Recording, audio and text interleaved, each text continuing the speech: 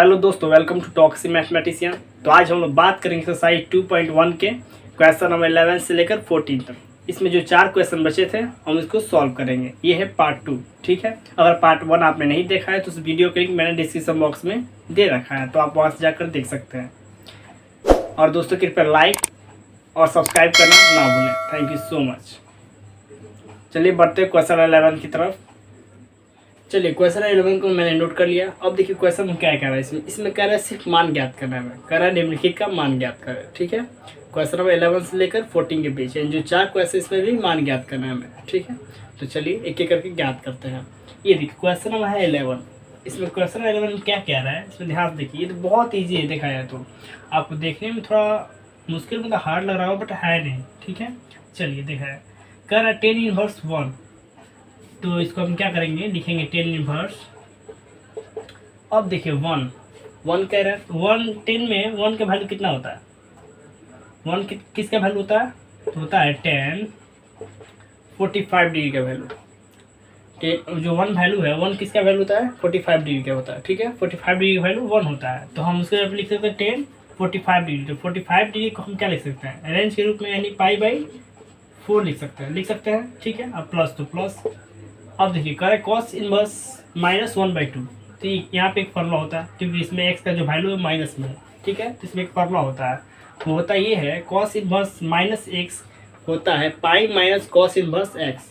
अगर आपने इसके पहले का वीडियो नहीं देखा, यानी पार्ट 1 नहीं देखा है, तो उसको जरूर देखें, ताकि और भी आपको अच्छे से समझ में आ सके, ठीक है। चलिए अब कह रहा है, तो इसका क्या होगा हमारा पाई। इसका फॉर्मूला क्या होता है, यहाँ पर हम लिख देता हूँ। देखिए मैं लिख देता हूँ यहाँ पे, कॉस इनवर्स 1 - x इक्वल होता है, फॉर्मूला हमारा इक्वल होता है π - कॉस इनवर्स x, ठीक है। ये इसका फॉर्मूला होता है। तो यहाँ पे -x का वैल्यू क्या है, माइनस में है ना, तो इसी फॉर्मूला में बैठेगा। तो यहाँ क्या हो जाएगा हमारा पाई माइनस तो माइनस कॉस इनवर्स x। तो कॉस इनवर्स x का वैल्यू क्या है 1/2। तो कॉस में 1/2 किसका वैल्यू होता है? कॉस में 1/2 किसका वैल्यू होता है? 60 डिग्री का। किसका वैल्यू होता है? 60 डिग्री का। तो देखिए, तो कॉस 60 डिग्री का वैल्यू होता है। तो कॉस 60 डिग्री को किस तरह लिख सकते हैं हम? π/3 लिख सकते हैं। 180 में 3 से डिवाइड करेंगे तो 60 ही होगा ना। अब देखिए, और फिर प्लस तो प्लस, इसको मिटा देते हैं। अब देखिए कह रहा है साइन इनवर्स -1/2। तो साइन इनवर्स -1/2 कह रहा है। तो ये भी फॉर्मूला बैठा है, वो किस फॉर्मूला पे है? वो है साइन इनवर्स -x इक्वल, हम फॉर्मूला पढ़े हुए हैं, माइनस साइन इनवर्स x। इसमें होता क्या है, ये जो माइनस है ना, वो बाहर आ जाता है, यानी साइन की तरफ आ जाता है, ठीक है। तो ये इसका फॉर्मूला होता है। तो देखिए इसके जब हम इतना सेम मिल जाए, तो इसके जब हम इतना लिख सकते हैं, तो यहाँ पे क्या हो जाएगा हमारा माइनस साइन इनवर्स x का वैल्यू 1/2 है। तो 1/2 किसका वैल्यू होता है? 1/2 साइन में किसका वैल्यू होता है? होता है ये हमारा 30 डिग्री का, ठीक है। किसका वैल्यू होता है हमारा? होता है हमारा 30 डिग्री का। तो लिखेंगे साइन 1/2 किसका वैल्यू है? x की जगह पे। तो ये होगा हमारा साइन π/6। ये होता है 30 डिग्री का वैल्यू, ठीक है, 1/2। अब देखिए, अब इसको तोड़ देते हैं, मतलब इसको खोल देते हैं। यहाँ देखिए पहले काम करते हैं। यहाँ देखिए तो क्या क्या कट रहा है। ये देखिए 10 इनवर्स से 10 कट जा रहा है। आप देखिए कॉस इनवर्स से कॉस कट जा रहा है, और यहाँ पे भी कटेगा। साइन इनवर्स से साइन कट जाएगा, कट गया है। अब देखिए क्या क्या बचा हमारे पास π/4 प्लस तो प्लस, पाई माइनस तो माइनस। ये माइनस किसके है? π/3 के साथ है ना, π/3 प्लस तो प्लस। अब देखिए प्लस और माइनस क्या होता है? माइनस होता है ना। इक्वल की इधर ब्रैकेट खुलेगा तो माइनस हो जाएगी ये, और यहाँ माइनस है तो π/4 क्या π/6 है ना। तो π/6 बचा तो π/6 लिख देंगे, ठीक है। अब इसे सॉल्व करेंगे, आप बट्टा 1 लगा दिए। अब इसका एलसीएम निकाल दीजिए। बहुत ही इजी क्वेश्चन, बहुत ही हो गया। अब देखिए ये हो गया। अब क्या करेंगे, अब इसका हम एलसीएम निकालेंगे, ठीक है। तो यहाँ पे हम मानिए यहाँ पे एलसीएम निकालते हैं इसका। तो इसका एलसीएम क्या होगा? 4 1 3 6। इसका एलसीएम होगा 12। आप निकालेंगे तो हो जाएगा। एलसीएम तो आता ही आपको। अब देखिए 4 3 जा 12, 3 में पाई से मल्टीप्लाई करेंगे तो 3 पाई हो गया, प्लस तो प्लस। 1 से 12 में डिवाइड करेंगे तो क्या होगा? 12 होगा। 12 में पाई से मल्टीप्लाई करेंगे तो पाई 12 पाई होगा ना, 12 पाई। माइनस तो माइनस। अब देखिए 3 4 जा क्या होगा 12, 4 और 4 में 5 पाई से मल्टीप्लाई करें तो 4 पाई होगा ना, यहाँ पे भी माइनस तो माइनस। अब देखिए 6 2 जा 12, 2 में पाई से मल्टीप्लाई करेंगे तो 2 पाई होगा ना। अब देखिए यहाँ क्या दोनों प्लस में है, तो 3 पाई और 12 पाई कितना होगा 15 पाई। यहाँ देखिए -4 पाई और -2 पाई, तो ये क्या हो जाएगा -6 पाई, -6 पाई बाई 12। इसको माइनस करेंगे तो क्या आएगा हमारा 9 पाई बाई 12।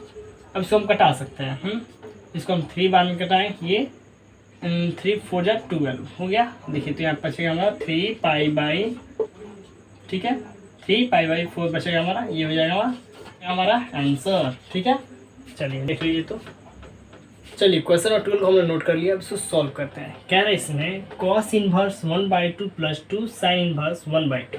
ठीक है अब देखिए ये तो हमें नहीं लगा किसी फॉर्मूला बैठेगा, ना किसी, दोनों में किसी के साथ माइनस नहीं है, x के साथ माइनस है ही नहीं, कोई फॉर्मूला बैठ नहीं रहा, तो डायरेक्ट बनाएंगे हम। तो cos इनवर्स तो cos इनवर्स।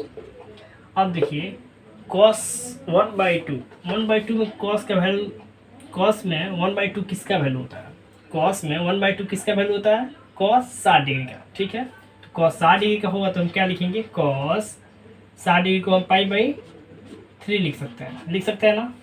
180 में 3 से भाग करेंगे तो 60 आ ही जाएगा, प्लस तो प्लस 2 तो 2 रहेगा ही। और इसमें देखिए साइन इनवर्स, इसमें कर रहा है 1/2, तो साइन में 1/2 किसका वैल्यू होता है 1/2 किसका वैल्यू होता है, ये होता है हमारा साइन 30 डिग्री का होता है।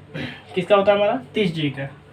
30 डिग्री को हम क्या लिख सकते हैं यहाँ पे π/3 लिख सकते हैं, π/6 लिख सकते हैं ना। अब देखिए यहाँ देखिए cos से cos गया, साइन से साइन, और यहाँ देखिए 2 से ये 6 कट जाएगा, कितने बार में 3 बार में कट जाएगा ना।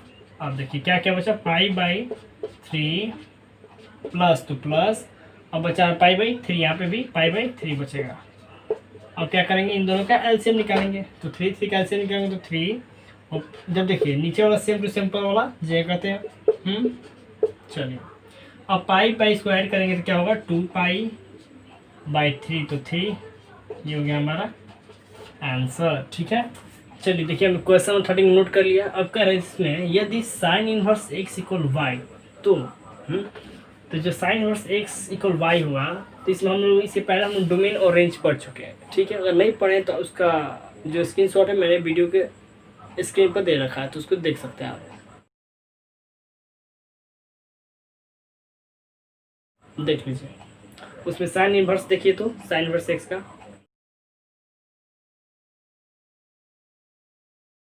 क्या है उसमें दिखा रहा होगा आपको -π/2 से लेकर π/2। ये तो होगा नहीं, 0 से पाई होगा नहीं, -π/2 से π/2 तक इसका रेंज होगा, तो ये होगा हमारा बी, ऑप्शन बी हमारा होगा इसमें।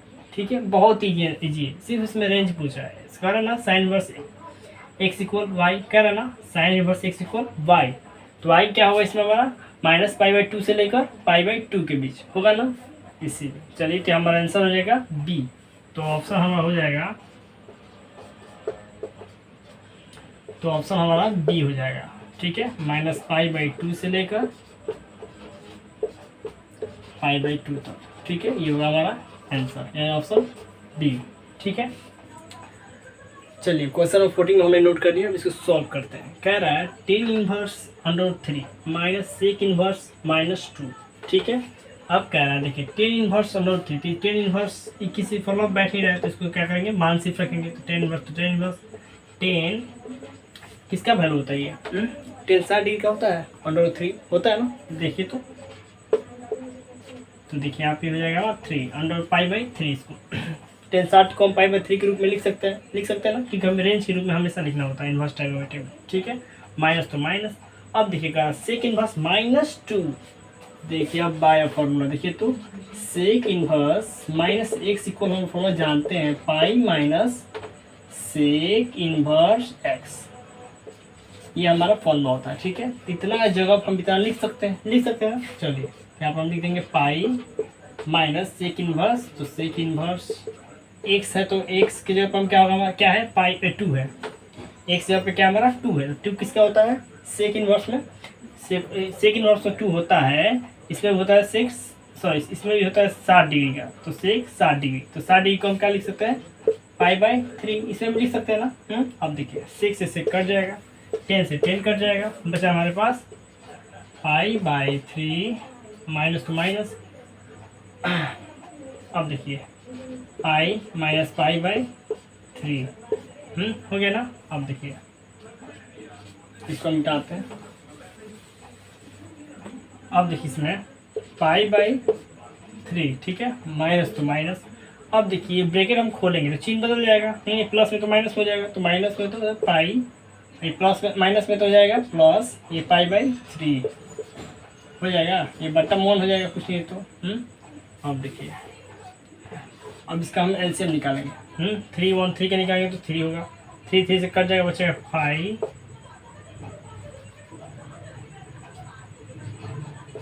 पाई माइनस टू माइनस, और 1 में 3 से भाग करेंगे तो 3 है, 3 में पाई से मल्टीप्लाई करेंगे तो 3 पाई होगा ना, प्लस तो प्लस, 3 से 3 कट गया, बचा पाई, तो पाई तो पाई। अब देखिए प्लस में पाई यहाँ पे प्लस में, तो क्या पाई क्या हो जाएगा हमारा 2 पाई हो जाएगा ना। अब देखिए माइनस 3 पाई तो माइनस 3 पाई, बट्टे में क्या हमारा 3 है तो 3। अब देखिए 2 पाई में से माइनस 3 पाई आएगा तो कितना बचेगा माइनस पाई, बचेगा ना सिर्फ माइनस पाई। और नीचे कितना बचेगा 3, तो 3, ये हो जाएगा हमारा आंसर। देखिए भी क्या किए, बहुत ईजी मेथड है। इसमें ये हम देख रहे हैं सिर्फ इसमें क्या किया हमने सिर्फ में मान, सिर्फ और सिर्फ इसमें मान रखा इसमें, और ये सिर्फ फॉर्मूला पे आ रहा था, ठीक है। तो फॉर्मूला बैठा दिए, यहाँ पे बैठाए हुए हैं, ठीक है, तो कट गया सेकंड बॉक्स, यहाँ पे ऐसे उतार दिए, नोट कर दिए। अब देखिए यहाँ पे हम क्या किए, ब्रैकेट ओपन कर दिए, ब्रैकेट ओपन किया तो चिन्ह बदल गया ना, ये प्लस में था माइनस में हो गया, यहाँ पे ये माइनस था यहाँ पे प्लस में हो गया। और ऐसे हम निकालें जितना आया है, ऐसे में सॉल्व करते करते हम जितना इसको ना, यानी माइनस π/3, ये हो जाएगा हमारा माइनस π/3। चलिए इस तरह हमारा क्वेश्चन अब 14 सॉल्व हुआ। अब आपको मिलते हैं नेक्स्ट चैप्टर यानी एक्सरसाइज 2.2 के साथ। तब तक thank you so much for watching this video.